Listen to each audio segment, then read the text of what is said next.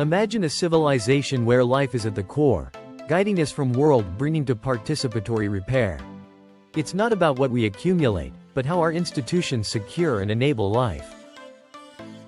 Modern civilization often mistakes means for ends, treating life as a mere input for detached systems.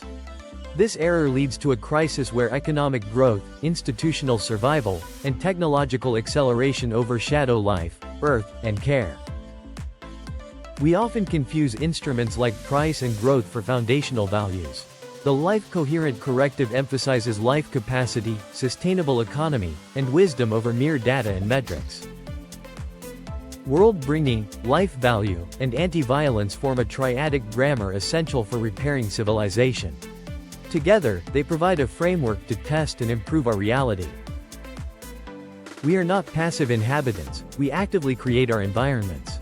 Through autopoiesis, distinction, and emotioning, we shape our world and its history.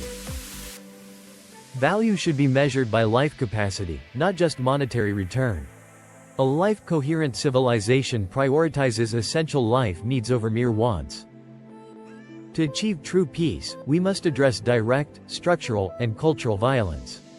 Positive peace is the presence of life-enabling conditions, not just the absence of conflict. A life-coherent vessel is built on layers of governance, civil commons, and life ground. Each layer supports the next, ensuring systems serve life. Real freedom is supported by shared life conditions, not just private market demands. Enclosure threatens this freedom by turning necessities into commodities. To create a life-coherent civilization, we must reorder our priorities in water, health, education, economy, and governance, focusing on ecological and participatory stewardship. This test helps us ensure our actions align with life coherence, focusing on world-bringing, life capacity, and shared infrastructure. It guides us in creating a sustainable future.